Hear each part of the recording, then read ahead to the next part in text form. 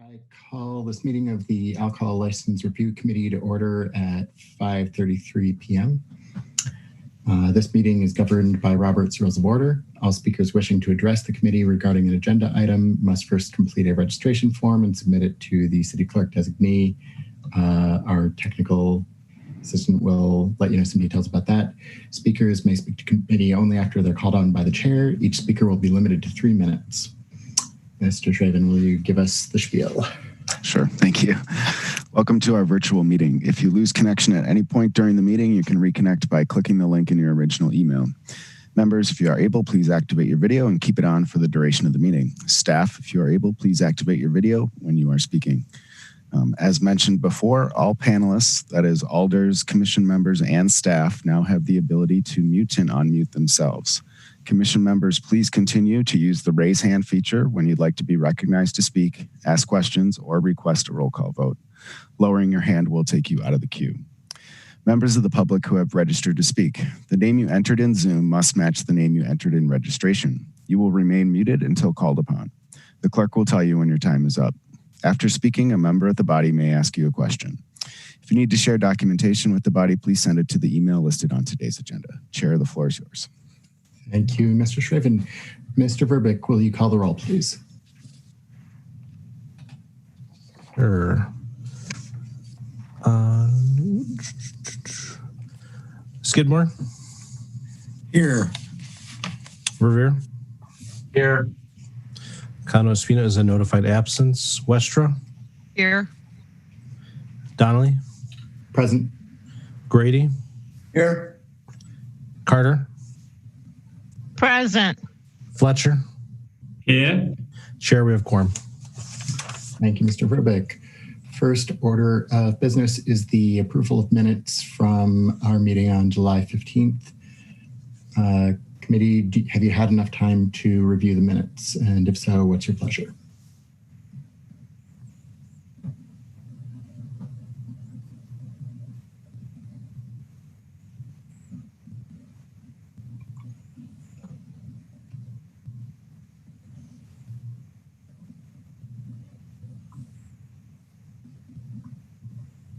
If people would like more time, we could return to this later in the agenda.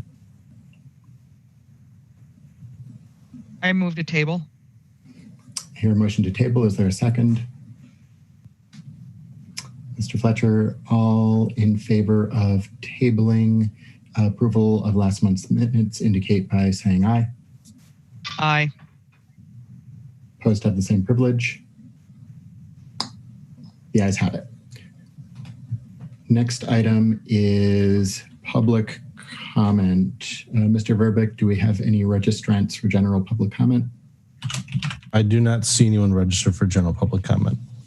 Okay, next up is disclosures and recusals. Members of the body should make any required disclosures or recusals under the city's ethics code. Are there any? I don't see any hands or waving arms. Next is presentation of the consent agenda. At this time, a consent agenda will be moved with the recommended action or to grant with any recommended conditions if no action is recommended for each item, except items which have registrants opposed wishing to speak, items which members have separated for discussion or debate, items requiring ordinance changes, and operator license applications. Mr. Verbeek, would you please read the items on the proposed consent agenda? Sure. The recommend to council to grant change of agents items 2, 3, 4, 5, and 6. Entity reorganization 7, 8. Streeter extension license premises items 10, 12, 13, 15, 16, 17, 18, 19, 20, 21. 22 is on there, but I'd like it taken off. 23, 24, 25, 26, 27, 28, 29, 30, 31, 32, 33, 34, 35, 36, 38, 39, 40, 42, 44, 45, 46, 47, 48, Public hearing new license 51 and 52, and recommend the council to grant with conditions street extension number 14.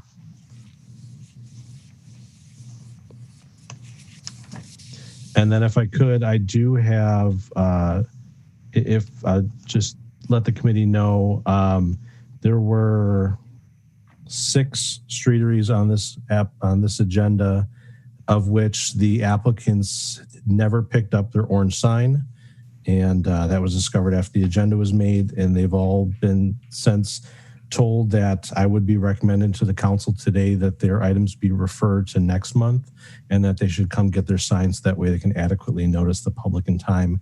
And those streetery numbers are 11, 14, 22, 37, 41, and 43.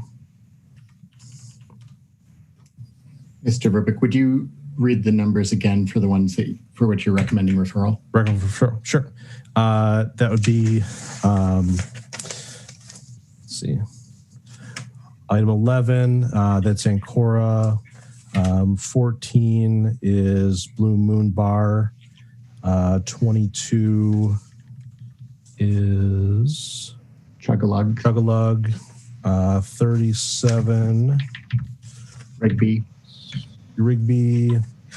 41 is Woofs, and 43 is Davino.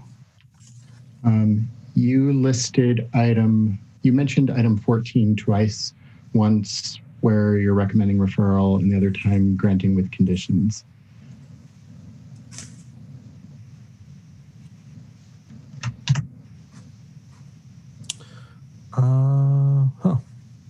So I did. My recommendation would be to refer. I had them in the recommend to council to grant with conditions based on the recommendation by the alder. However, I don't believe the alder was aware that the orange sign was not displayed at the establishment. Excellent. So ultimately, if they do have the orange sign, I would put them on the agenda next month with the recommendation for conditions. Excellent. Alder Carter. Yes, I got kicked out. Can you go over the consent agenda numbers for me? Thank you. Yep. Recommended council to grant change of agents 2, 3, 4, 5, and 6. Entity reorganization 7 and 8. Streetery extension of licensed premises 10, 12, 13, 15, 16, 17, 18, 19, 20, 21, 23, 24, 25, 26, 27, 28, 29, 30, 31, 32, 33, 34, 35, 36, 38, 39, 40, 42, 44, 45, 46, 47, 48, public hearing new license 51 and 52. And then in addition to the consent agenda is recommending to refer to next month's meeting streetery extension of licensed premise numbers 11, 14, 22, 37, 41, and 43. And my recommendation is such because they have not picked up the orange sign or did not prior to yesterday. So I don't believe the public has been adequately noticed about the orange sign. Because they're streeteries, they have already had their license administratively altered to have the change for the streetery. It would just be delaying the approval from the LRC. Okay, thank you. You're welcome. Thank you, Mr. Verbeek. For everyone if anybody is able to handle that visually better than by ear, I've put on the screen which items are on the consent agenda, and I'll remove them if people ask for separation. Let's see, Assistant City Attorney Zellavi. I would like items 51 and 52 removed from the consent agenda, please. Done. Thank you. Committee, what other items would you like removed?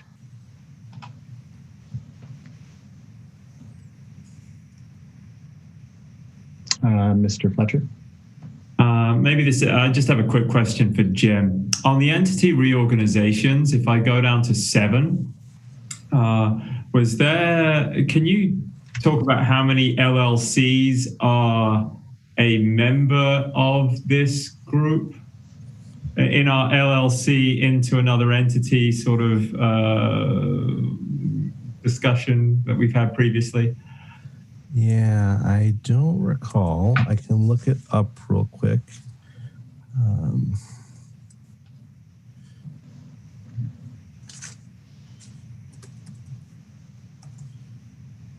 Let's see. I'll take a look at what their renewal paperwork said a few months ago. That should give us a good idea of how many are there.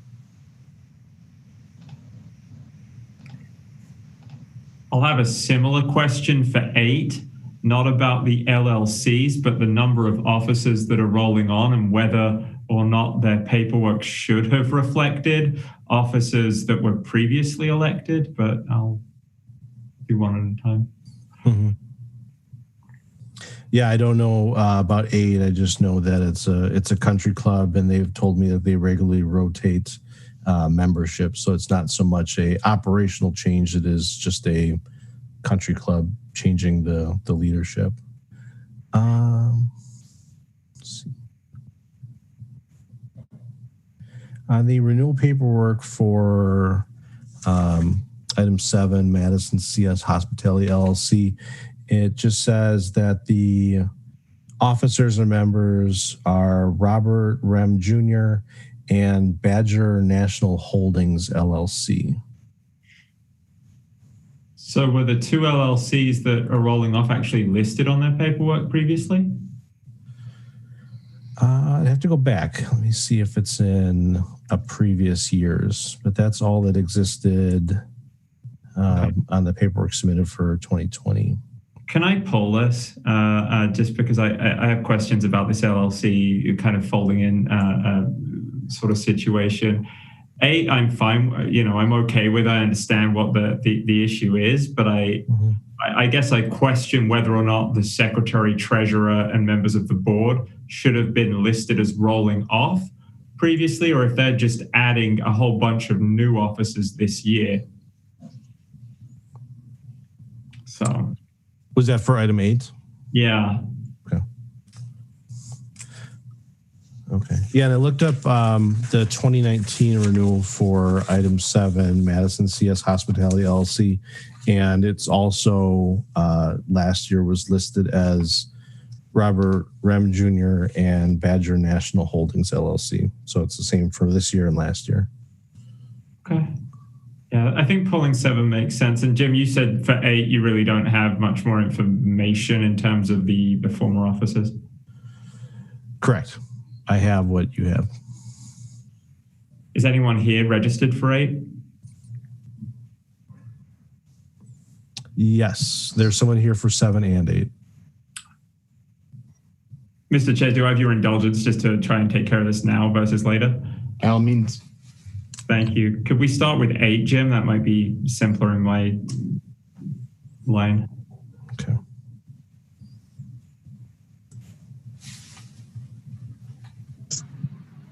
Yeah. I'm Nicole from Nicole Golf Club.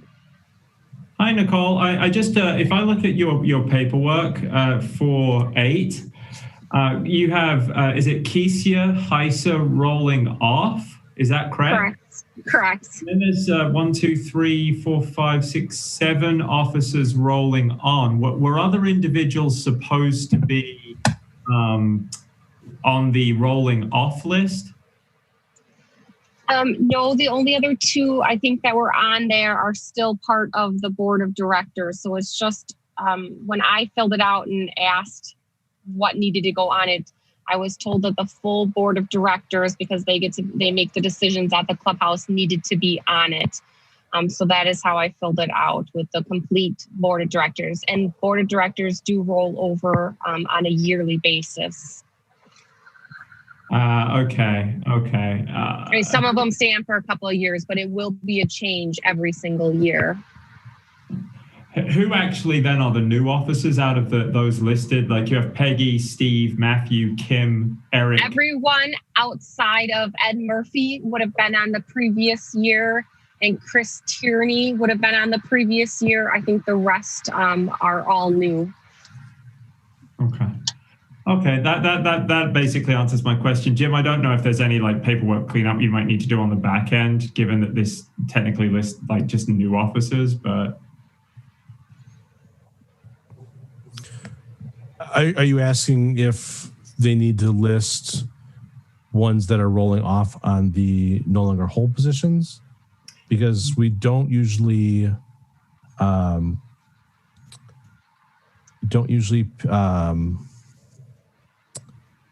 them list existing members if they're not changing.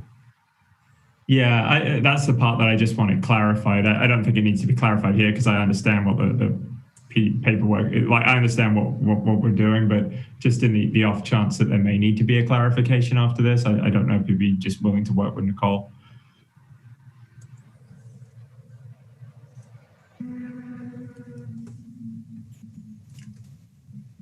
Do you have any further questions, Mr. Fletcher? Yeah, on 7, I guess, who's the individual who's registered, Mr. Chairman?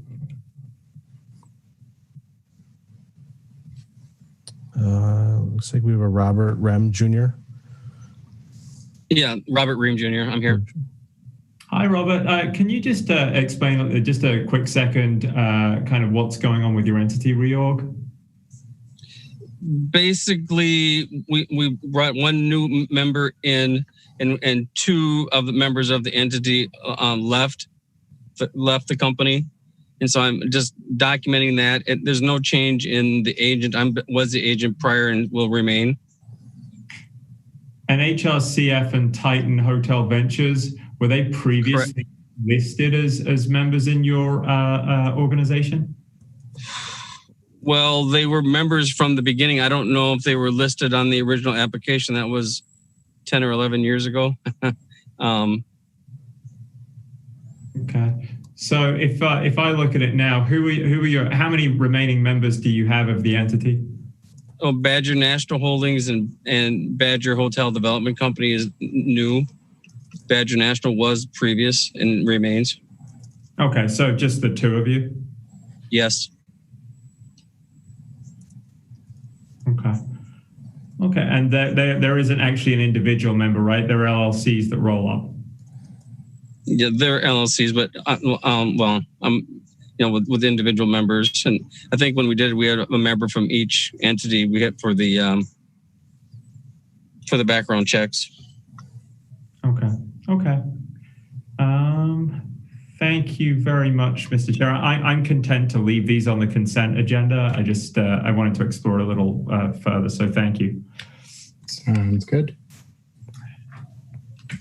I just forwarded an email to you from Alder Badar, and she said that item 14, Schmock and Schmock, do actually have an orange sign up. So I'm not sure if they'd come into the office and nobody saw the one that was in the pickup basket that I found. But per the Alder, they do have an orange sign up. So with that, I would recommend keeping them on the consent agenda to grant with the condition that the outside seating must close by 9 p.m. daily, 9:30 p.m. daily.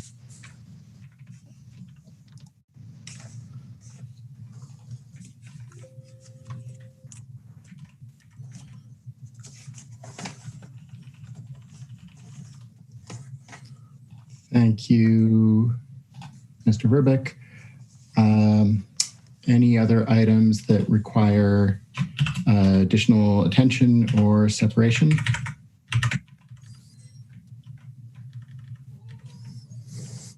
Okay, hearing none. These are the proposed consent items with their dispositions. Do I hear a motion?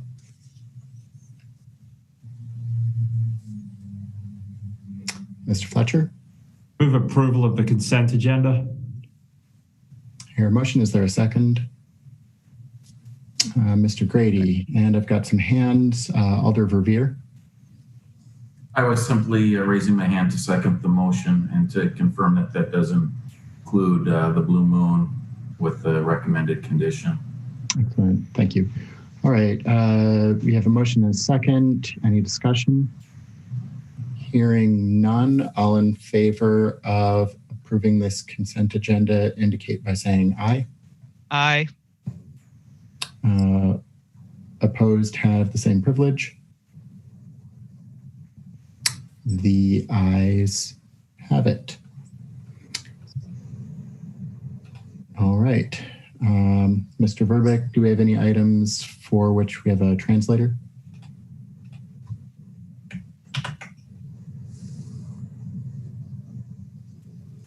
I think your microphone's muted, Jim.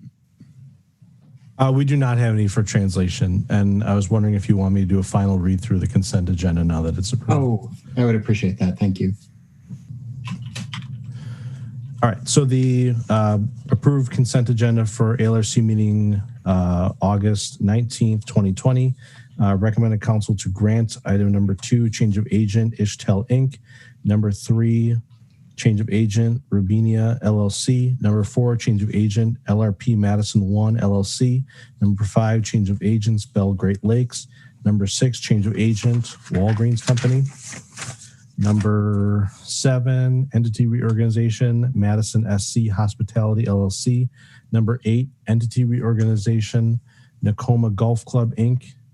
Number 10, Streeter Extension License Premise, Blue Bandit Inc. Number 12, Streeter Extension License Premise, Atwood Restaurant LLC. Number 13, Streeter Extension License Premise, Beer Rock LLC.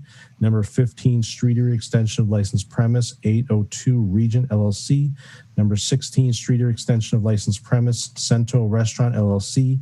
Number 17, Streeter Extension of License Premise, ZAPL LLC.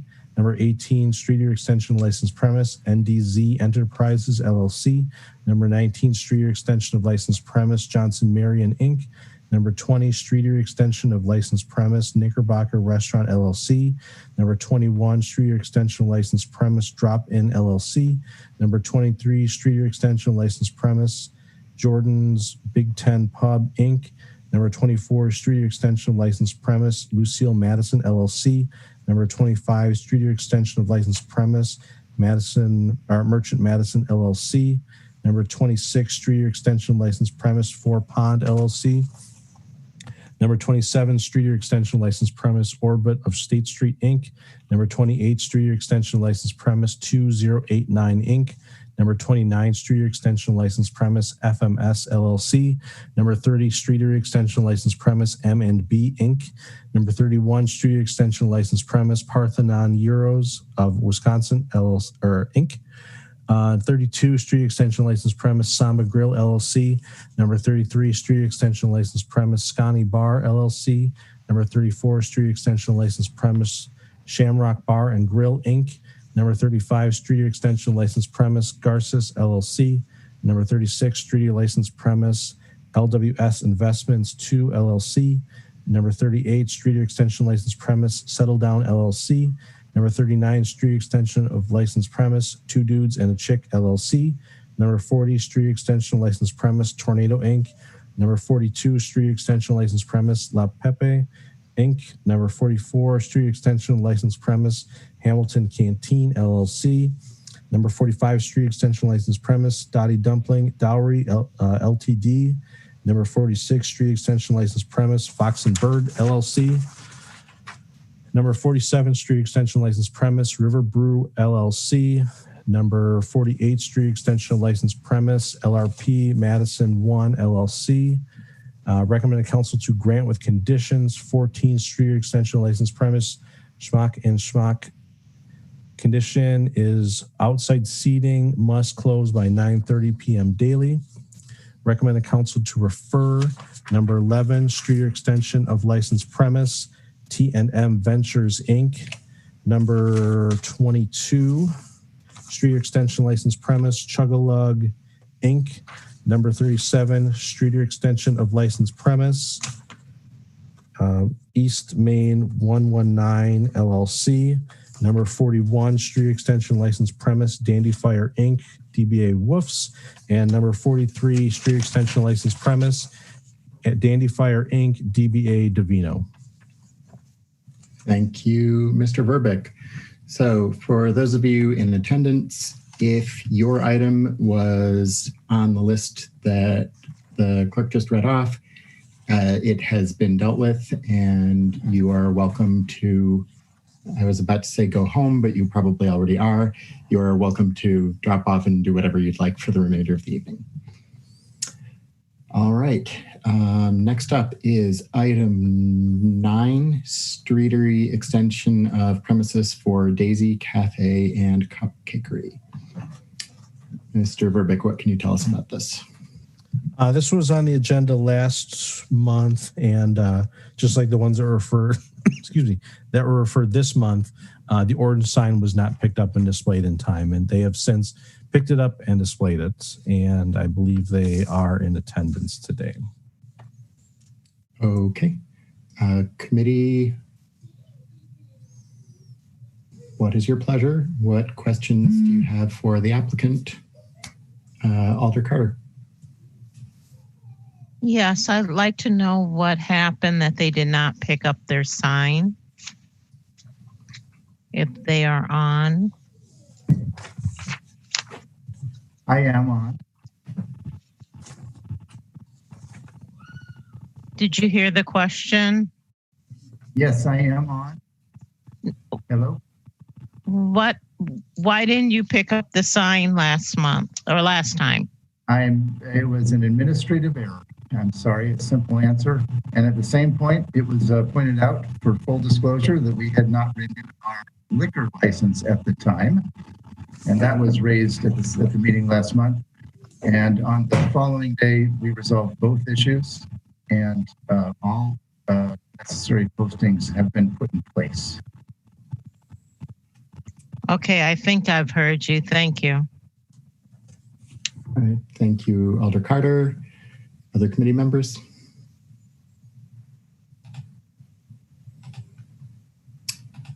All right, if there are no questions, would anyone care to make a motion? Oh, Mr. Fletcher.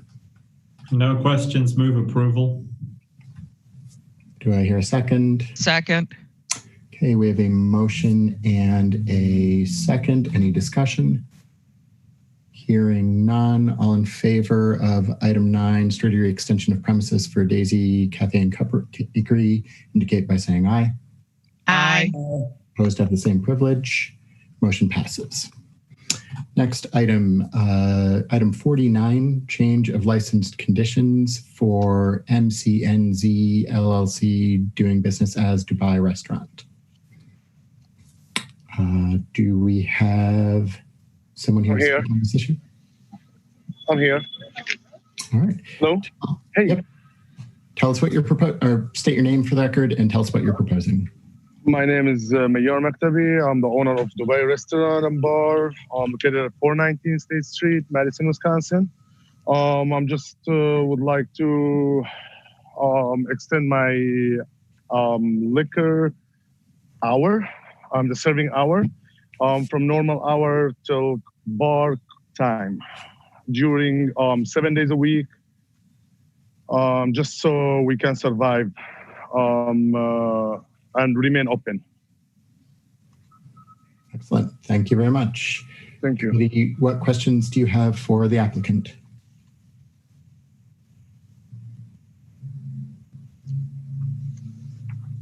Mr. Fletcher. Thank you, Mr. Chair.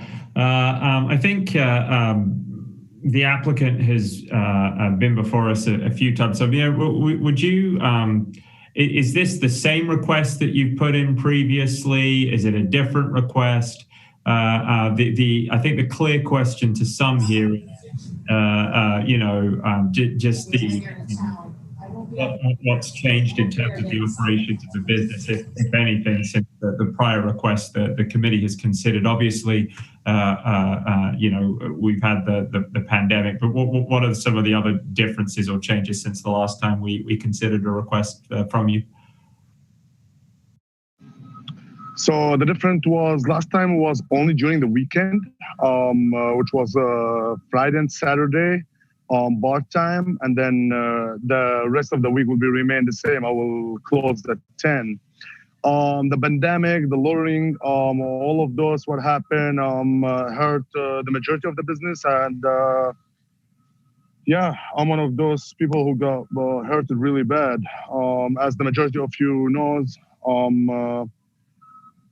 there is no. I'm trying to fight so far to not shut down my business, and I'm trying to get any option that's come to my mind to survive what's going on State Street until now.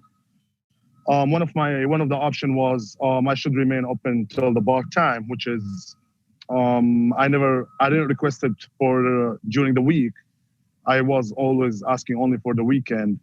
But right now, I feel that will be one option for me to survive. Actually, the only option to survive is to remain open till 1 o'clock every day, 7 days a week. Just continue stand up. No, I have never requested anything to open 7 days a week bar time, or what I was asking for only weekends. And right now, I think that will be the only hope, if I get it, to remain open my business on State Street. Thank you. So your request, just to clarify, I thought I heard something slightly different there. Your request, per the written note, is bar time all week, 7 days a week, correct? Correct. And you're saying to us, even your prior request, which was slightly different, that would not be enough now for you to stay in business, correct? No, it will not. Thank you, Mr. Chair. Thank you. Thank you. Thank you, Mr. Fletcher. Mr. Grady. Now, my question is, if you're open that long, are you still going to be a restaurant, or are you going to be a bar? Full service, open to close. Restaurant, food, everything will be served. How much do you expect to bring in doing this? Whatever can make me survive.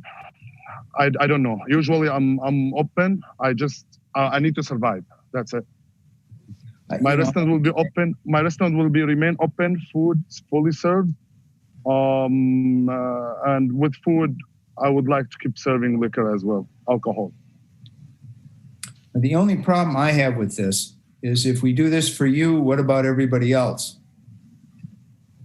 I care about the community and all the businesses. And in order for a business to survive right now, I believe the city should give a hand and help us to just survive. Because State Street got the biggest hit. And in order for us to survive, I think we should stand up together. And all what we are asking is your help. Okay, thank you. Thank you. Thank you, Mr. Grady. Alder Carter. Thank you. My question is, what is the change in the traffic to your restaurant? If you can compare it to before and to now. Comparing to last year, I'm 81% down. Okay. 81% down in sales. Okay. And do 4 you... months, sorry. No, go ahead. 4 months behind on rent. Okay. Do you see, are people coming back to State Street? Yeah, there is some change, but it's still like with what happened, for example, yesterday. I'll give an example for yesterday at Block 400. There was a motorcycle racing, over 6 motorcycles. People got to go. People who was sitting at the patio and enjoying the time got to go. what happened the last couple months didn't make people come back. Okay. Yeah. Okay, thank you. Yeah, thank you very much. Thank you, Alder Carter. Mr. Grady, do you have another question? No, I don't. I'm sorry, I just didn't lower hand. No worries. All right. What other questions do you have for the applicant? All right, thank you, Mr. Maktabi. Discussion? Mr. Fletcher? I think I saw Captain Donahue write a note or an email of support for this. I don't know if she is on the line, Mr. Chair, if she wants to speak to that a little bit. She is not, but I can share her message. She wrote simply, I would support the change of hours to Dubai's liquor license. And then I think I defer to Alder Verveer as well, who I think may also be able to speak to this in considering the location as well. Right, thank you, Mr. Fletcher. Of Alder Verveer and then Alder Carter. Alder Verveer. Thank you, Mr. Chair. I move to grant to begin with here. I hear a motion. Is there a second? Ms. Westra, you may speak to your motion, Alder Verveer. Thank you again. We on the committee, of course, are no strangers to Miar, as he's been before our committee many times with various requests, as was mentioned earlier. The reality is since May 30th, in particular, things have turned upside down on State Street. Miar and I have had many conversations since the rioting, the civil unrest began in the greater State Street area on May 30th. And as he testified tonight, he and his neighbors are simply trying to think of any way possible to remain viable, to remain in business. I concur wholeheartedly with Captain Donahue's recommendation to grant, not only because of the current atmosphere between the great amount of damage, both literally and figuratively, that State Street's faced between the civil unrest and the pandemic. But the reality is if Captain Donahue was able to join us tonight, I'm sure that she would testify and say that Dubai Restaurant has not been on the Central Police District's radar in any sense of the word in terms of being a problem location, not currently, not in the past.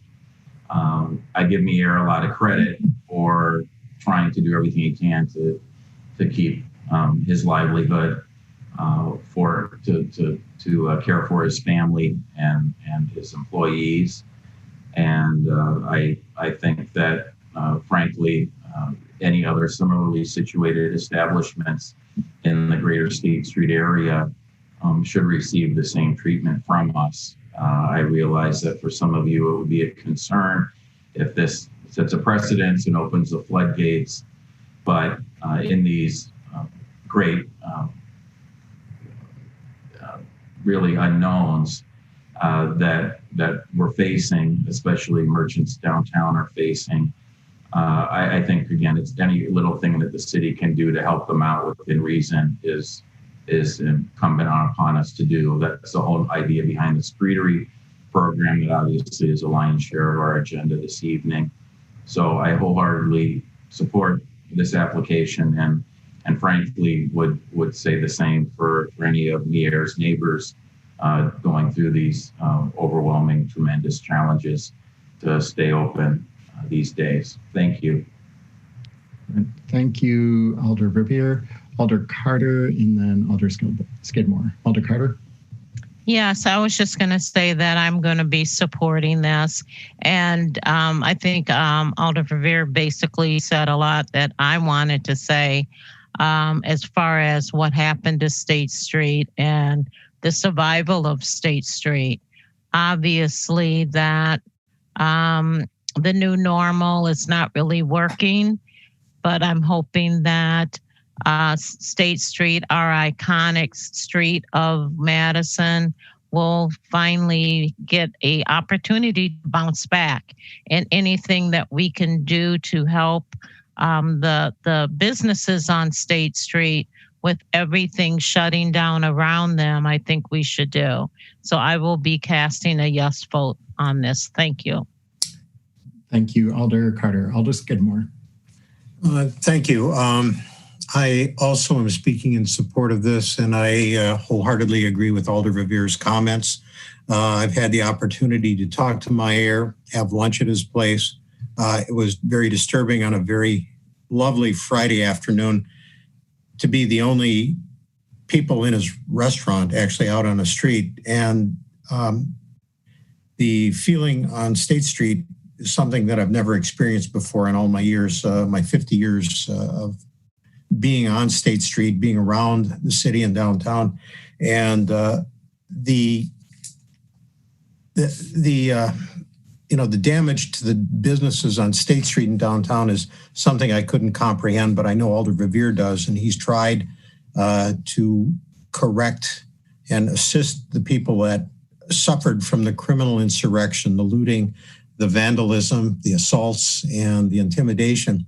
And this is something that, but for the pandemic and where we're at, I'm not sure I could support, but I agree with Alder Revere that I will support this, and I would very likely support others that come forward. It's a matter of survival, and if the city council is unwilling to assist in rebuilding State Street, this is a mechanism that exists that we can extend. We can make a difference, and that's why I'm urging that we pass this and give strong consideration to future applicants as well.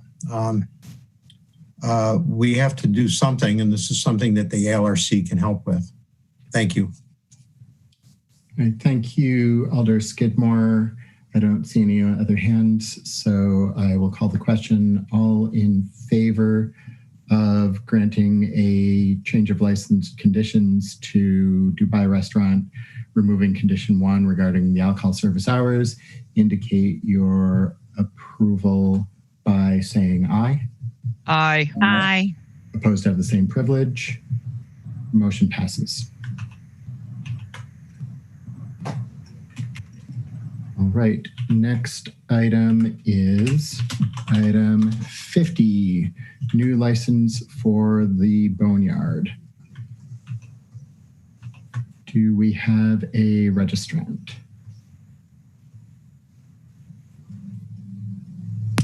Yes, I am here.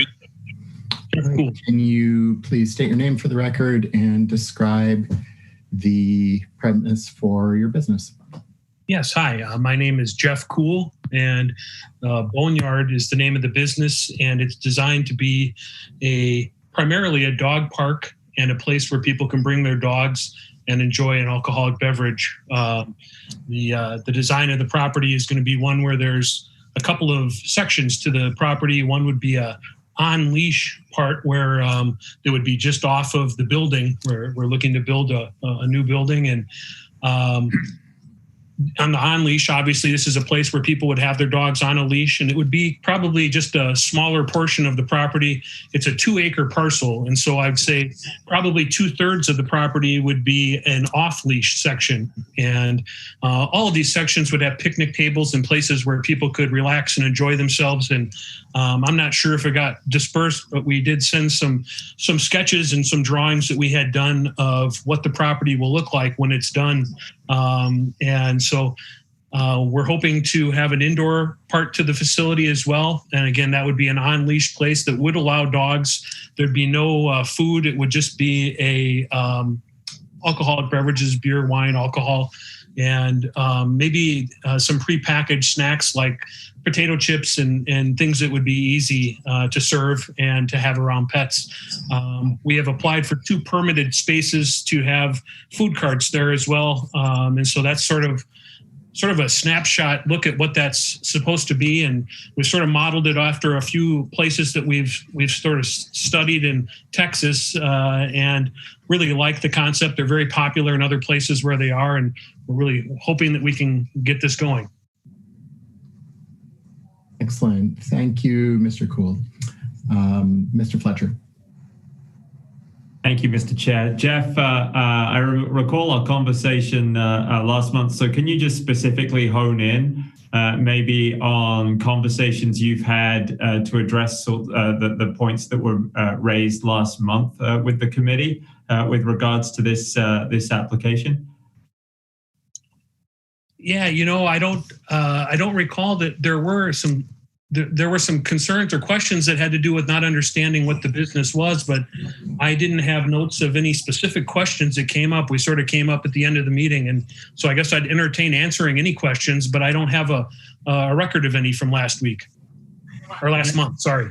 And maybe appropriately, my question is directed at Attorney Briss, just because of I think that was where we ended in terms of the type of business. But Jeff, the question I have for you. If the committee typically deals in human capacity numbers, what is your dog capacity for this facility? Yeah, good question. Our space is designed to have a capacity of 50 people inside and 100 humans outside, and we're limiting the number of dogs that a person could have to 2 at a maximum, unless they've received management approval for more than that. But in most cases, we sort of feel like 2 is more than enough for one person to take care of. And so per person, 2 dogs. I could see a maximum if we were at full capacity of 200 dogs, but that seems unlikely to me. But that's sort of the way we're viewing it right now. Great. Thank you very much. I appreciate it, Jeff. I'll reserve my other questions for Attorney Briss later. Thank you, Mr. Fletcher. Alder Carter. Yes, Attorney Briss, you did send us a memo. Can you just summarize that for us regarding? Go ahead. Yeah, I can hit the highlights. I looked at 3 different issues, although first of all, I want to say that I'm assuming that the property is going to be fenced if there's going to be dogs off leash. Is that the case, Mr. Kuhl? Yes, absolutely. The whole premises will be fenced in, and there'll be a fence between the on-leash and the off-leash section as well. Okay, thank you. I didn't catch that from the application that I looked at. First of all, we don't have a license in Madison for dog parks. And the closest thing we have is a license for a dog kennel. But the dog kennel does not really have a definition of dog kennel. It basically is in the same section as licensing of dogs in Chapter 9. That may be applicable to the business of the applicant, and it's unclear whether the language would fit that situation. The language is non-existent as to what a dog kennel or a dog park is. A dog park in Madison is an area in a public park where a dog may be left off a leash, and it's not a private place that's licensed. It's an area in a park.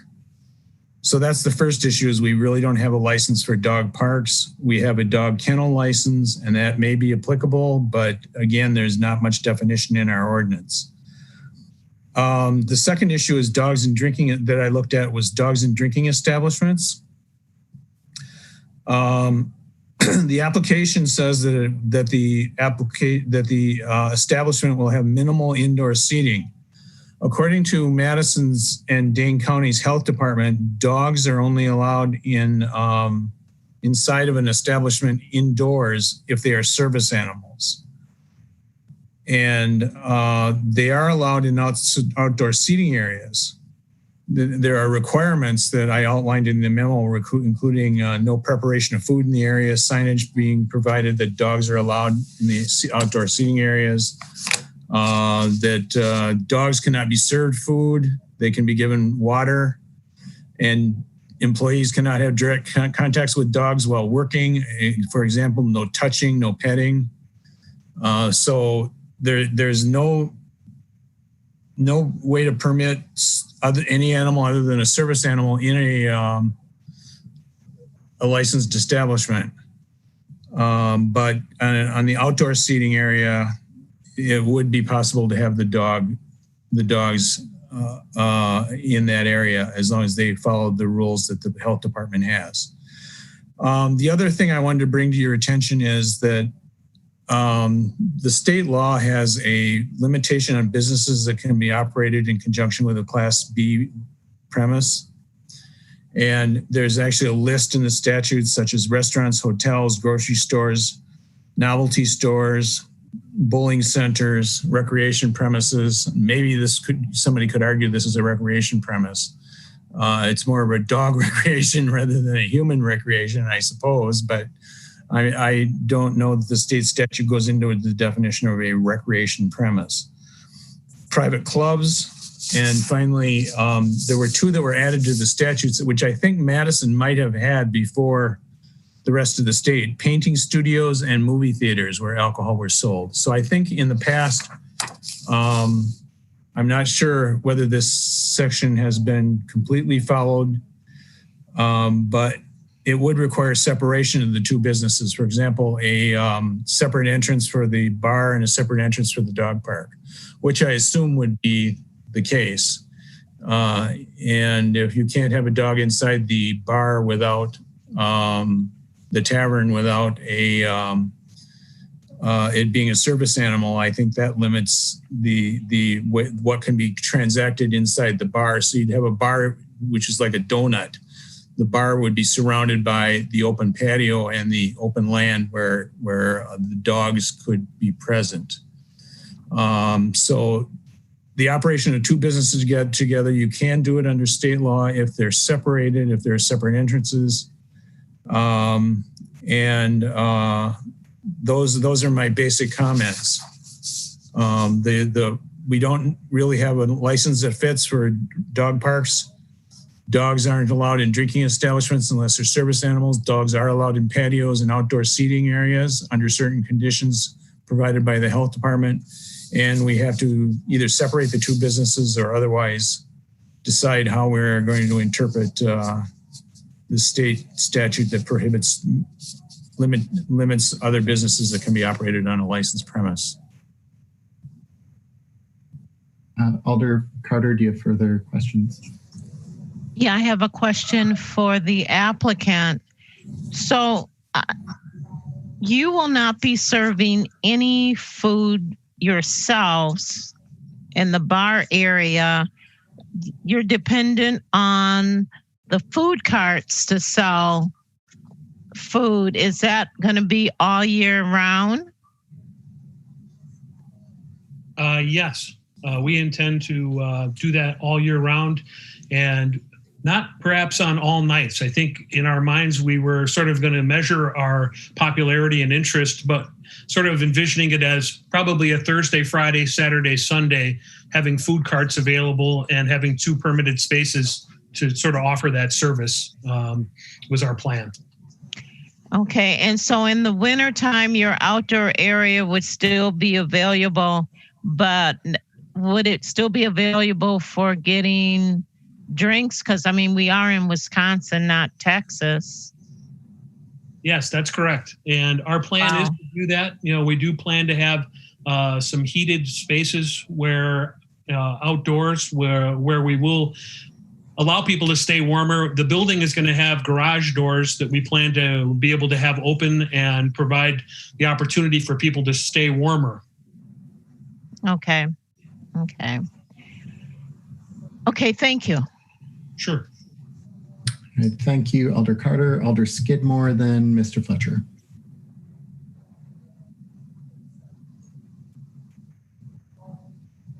Thanks much. I do have some comments on this. I've opined about security before, but as a licensed landscape architect, I've had the opportunity to work on a number of dog parks, both designing them and designing dog exercise areas for apartments and other areas like hotels.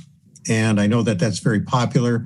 Believe it or not, there are doggy spas. Maybe you can call them kennels, maybe not, but there's a lot of interesting ways that dogs are involved in businesses. I haven't seen them at a licensed establishment, but I've certainly seen a lot of people drinking beer when they're in the dog exercise areas. So I don't have a problem with this proposal as long as the separations are made as noted by Attorney Brist, to make sure that everything is followed properly. In terms of the behavior, oddly enough, I don't have any dogs, but I was chair of the original Dogs in the Parks Committee about 20 some years ago when we started the Dogs in the Park program, and I'm an avid supporter. The program works. Dogs are very good. I really don't have problems with dogs. I have problems with dog owners, and that can be a reflection of how dogs are. But somebody that's going to bring a dog to a dog exercise area or a dog park, and I would assume something like this, they're going to be well behaved. That's what I'm hoping. So I think this is reasonable. I was skeptical at first, but after reading about it and following up, I think it's something reasonable that I will support. And if it has problems, we can address them. So thank you. Thank you, Alder Skidmore. Mr. Fletcher. Yeah, does anyone else have questions for Jeff? Because I guess I had a follow-up with Attorney Brist. There's no one in the queue. Attorney Brist, if you look at, when I read the memo earlier, I honed in on the definition of the recreation premises as exactly the spot to maybe hone in on. I didn't know if you had examples for the committee on what would one typically consider as a recreation premise, and does it provide perhaps enough latitude, in your opinion, in this instance? I don't know. I think I was going to get a question from Attorney Zilovey based on this subject, but I don't know if that's broad enough or not. In fact, I'm not sure that what a recreation premise in the statute is. Like I said, to me, a recreation premises is a place where you engage in various sporting activities. I suppose somebody who shows dogs or, I don't know, trains dogs is engaging in a recreation activity. But it's not the first thing that came to mind in my mind as a recreation activity. And I guess I think that I'd leave it up to the committee to make the decision at this point, or it's a state statute. I guess I would leave it up to the committee to make the determination, or to separate the two facilities so that you would have a bar and a dog park around it. Jeff, as you're hearing the kind of idea of, potentially around separating out the facilities, give me your reaction to that, I guess.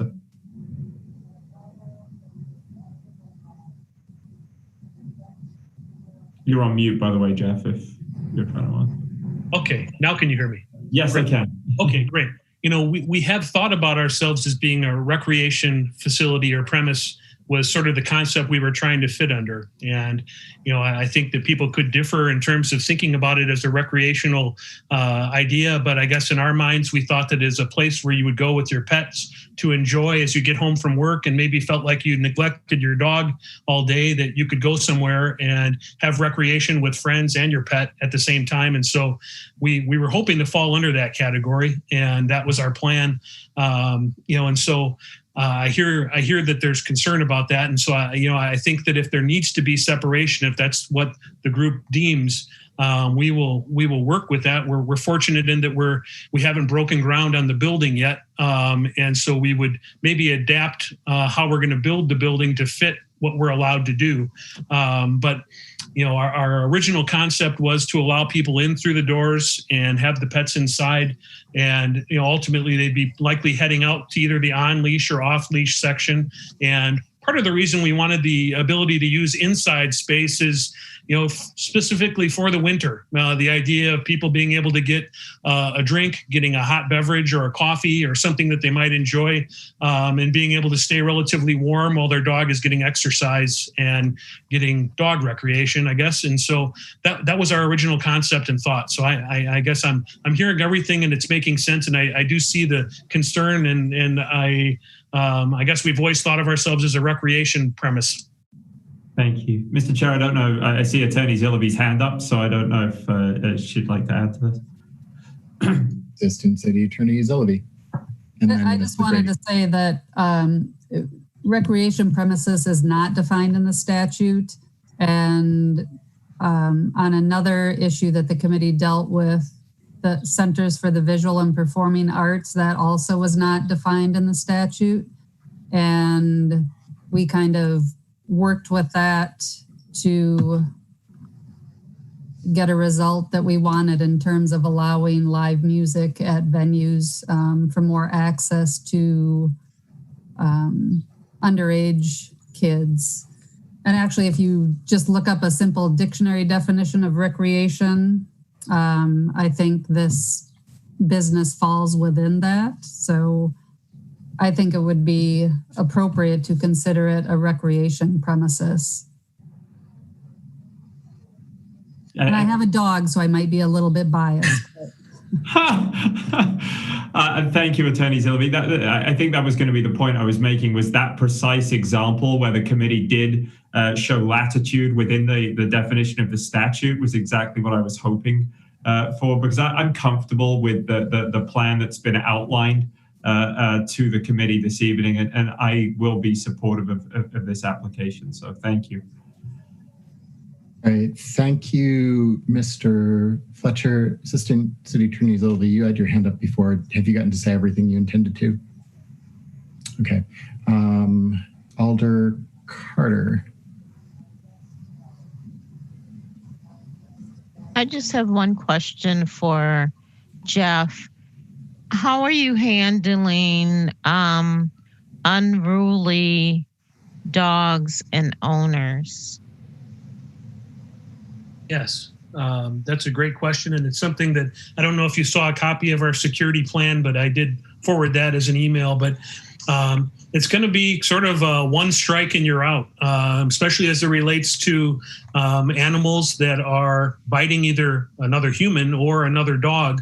We're going to have a pretty high definition video system and always at least one employee out in the dog yard sort of keeping an eye on things. And so it'll be a combination of studying video footage and first hand footage from our employee.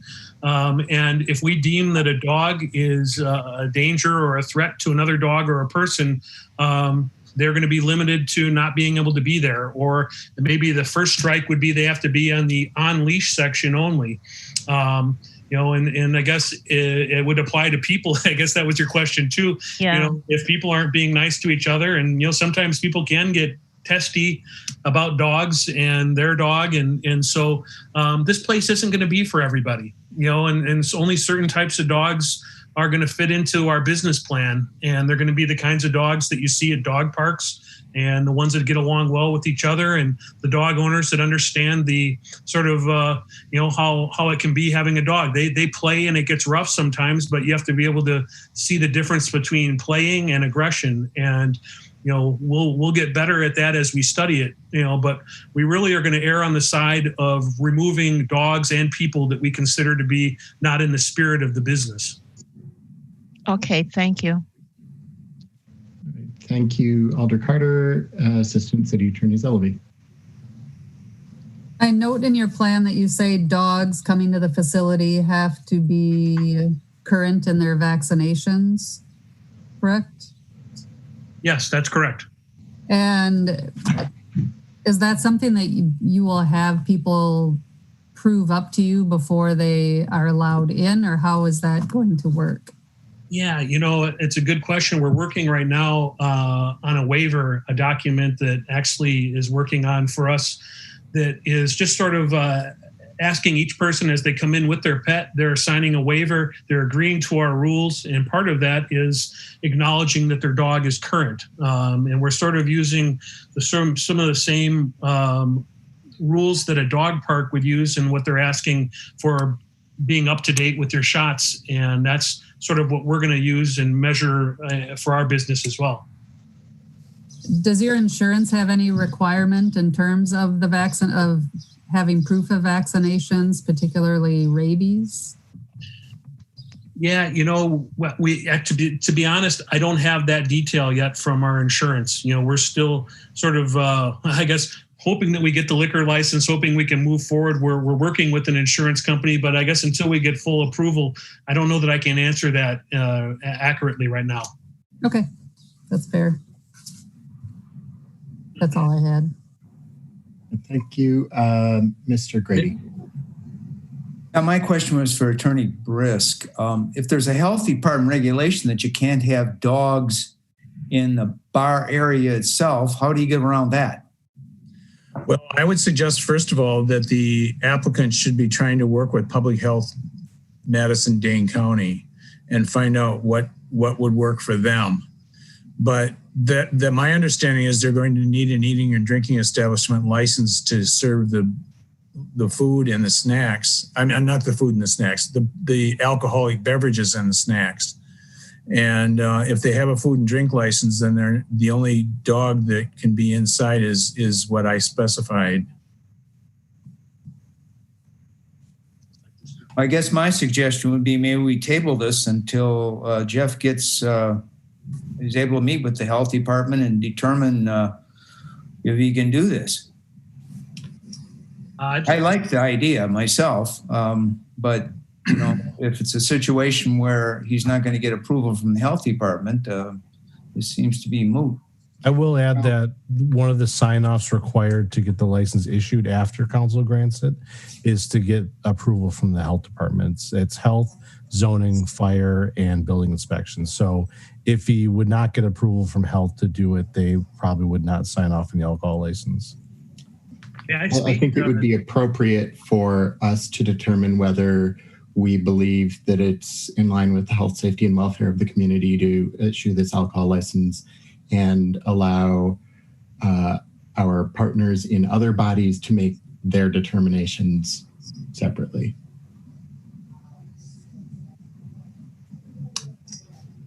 Any further Mr. Fletcher? Questions? Any further questions for the applicant? Can I speak one more time as the applicant? If committee members have questions for you, yes. Otherwise, not at this time. So, committee, Ms. Westra. I'd like to move approval. Second. Your motion and a second. Any discussion? Hearing none, all in favor, please indicate by saying aye. Aye. Aye. Opposed to have the same privilege? Motion passes. Next up is item 51, public hearing, new license for Blind Shot Golf and Social Club. And do we have any registrants? Oh, here we go. Please state your name for the record and describe the business. Hi, my name is Michelle Duvall, and we are looking to open up Blind Shot Golf and Social Club. It's going to be a combination restaurant, bar, and indoor simulated golf facility. We plan to have 5 TrackMan golf simulators, as well as a putt view virtual putt green. We want to incorporate leagues, lessons, and use it as somewhat of an event space as well. All right, thank you. Committee, what questions do you have for Ms. Duvall?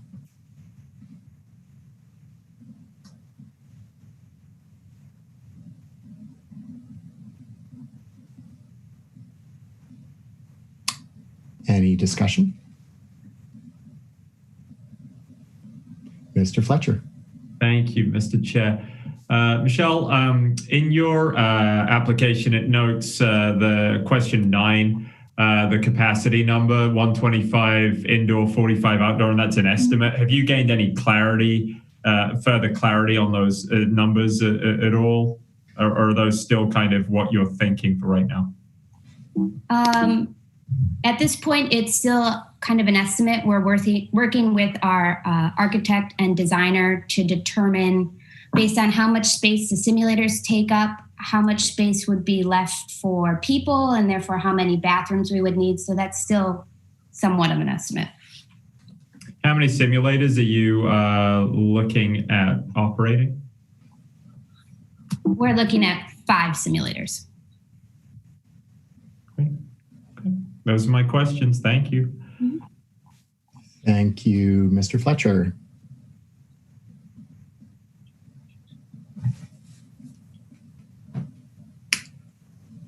Committee, what's your pleasure?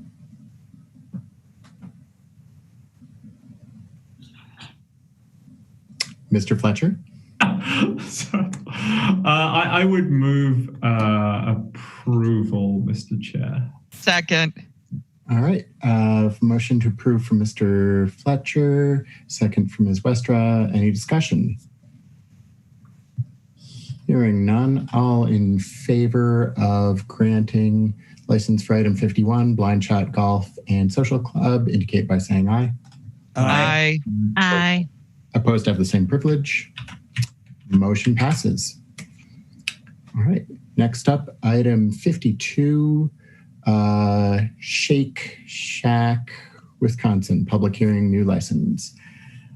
Please state your name for the record and describe the premise of your business. Hello, everybody. My name is Matthew Kiefer. Shake Shack, for those that aren't familiar, started as a hot dog cart in Madison Square Park in New York, grown over the last just shy of 20 years and now up to a little more than 250 locations, both domestically and internationally. This will be the 2nd location in Wisconsin. We also have one in the 3rd ward of Milwaukee. It's a quick service restaurant. Doing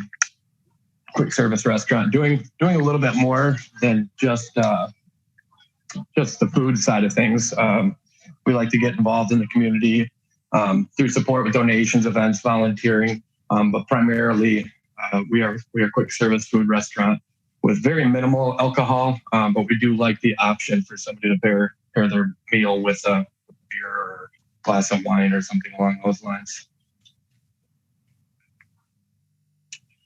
Excellent. Thank you very much. Committee, what questions do you have for the applicant? Alder Carter. Yes. Matthew, are you at Hilldale? Is that where your location's going to be? Yes, we are at Hilldale Mall. Okay. And for those that are familiar with that, we're across the way from like the Apple store. Yes, I know where that is. So I'm looking at, you said your alcohol service is going to be limited or is not a big part of your sales, correct?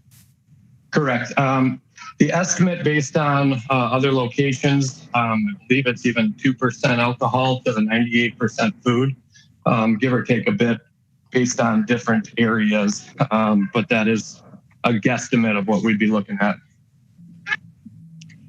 Okay, and you're not asking to be open to bar time? Is most of the restaurants over there, do they close at around 11? Yes, there are other restaurants that are close by that are by 11. Okay. That's great. Thank you. But yeah, we would not need bar time.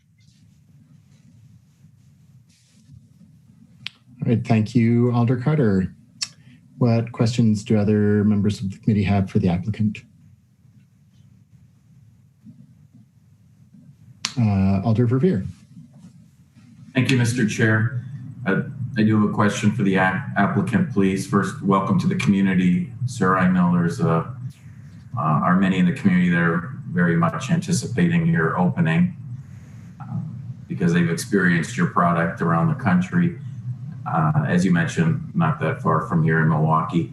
My question is about the type of license that you've applied for. You have applied for a full liquor license, a combination Class B license, it appears, and yet you've testified in the sample menu that you included in your application materials state that your alcohol servings will be limited to beer and wine. Is there a reason or rationale why you applied for a full liquor license as opposed to simply a beer and wine license?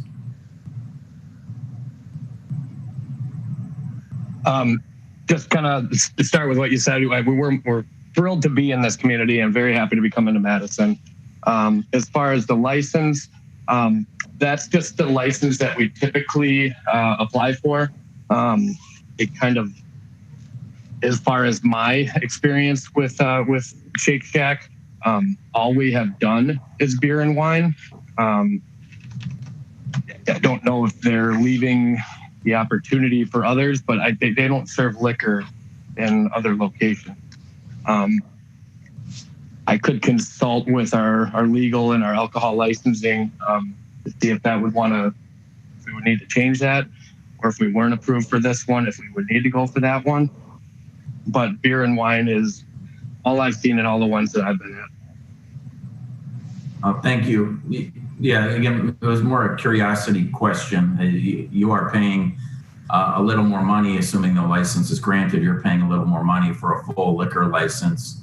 And we do operate in Wisconsin under a quota system, so there might become a time someday. We came close many years ago, but there might be a time someday where we'll come close to reaching our quota, and it would kind of be a shame to have full liquor licenses out there if the establishments don't utilize the full license and are only, again, serving beer and or wine.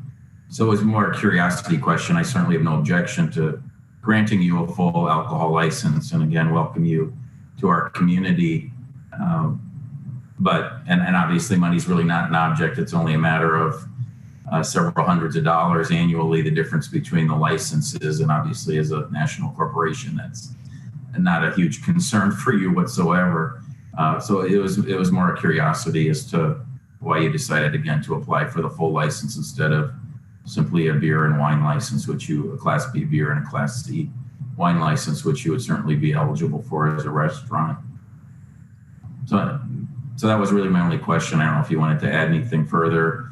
It sounds like you don't have perhaps the authority to change the license type tonight during our meeting if you even wanted to. So I won't press the matter further, but if you did have an interest, we certainly could amend your application during the meeting and change it to beer and wine. But again, I don't mean to press the matter, and I support you in your application for a full license if that's what you want. Thank you. Yeah, thank you very much. I don't have anything to change at this point, and you're right on with that. It would go through a couple departments to make those changes, and they could have a lot of other reasons why they apply a certain way. They may be leaving options for the future. I'm not sure, but this is where what I know. All right. Thanks again. Appreciate it. Thank you. Yeah, thank you. Cool. Thank you, Alder Revere. Mr. Fletcher? Thank you, Mr. Chair. I don't have a question for the applicant, but seeing no one else in the queue, I would move approval of this application. I hear a motion. Is there a second? Mr. Grady. All right, so we have a motion and a second. Any discussion? Mr. Fletcher. Thanks. Jim, out of interest, and I think the answer you're going to find is probably no, but given that Cafe Porter Alba used to be at this location, are there any relevant conditions that the committee should be aware of? Or any conditions at all, I should say? At that location, let me just double check. Thank you very much.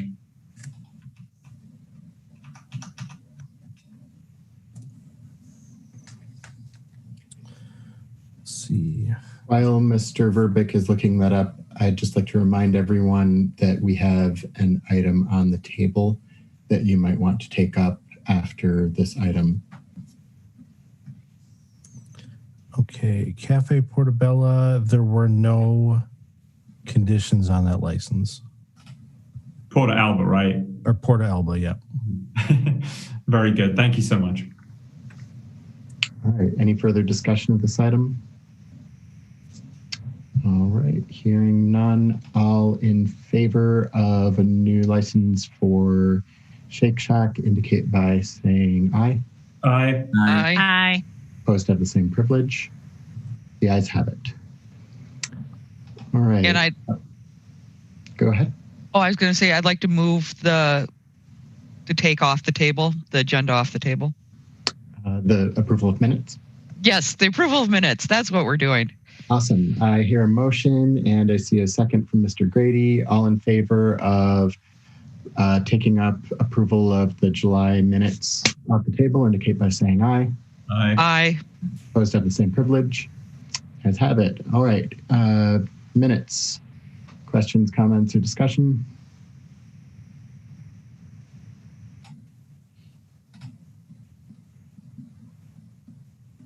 Move approval. Hear a motion to approve. Is there a second? Second. Mr. Grady.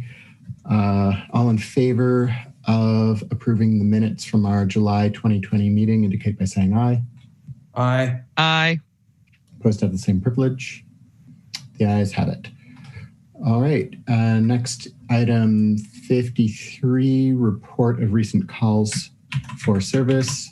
Our representative of MPD isn't with us, so there isn't anyone to answer any questions you might have. Does anyone have any comments? Okay. Item 54, report of the city clerk's office. Summary of license is issued. Mr. Verbeek. I don't really have anything to add. I will say that with the city's extension on their non-alcohol licenses, between now and the next meeting is when the extension of last year's entertainment licenses will expire. And so anyone who has not paid their entertainment licenses prior to the 31st will need to do so to get them carried over to next month. Other than that, I have nothing to add from my report. Thank you, Mr. Verbeek. Any questions for the Deputy City Clerk? All right, hearing none, do I hear a motion to adjourn? Move adjournment.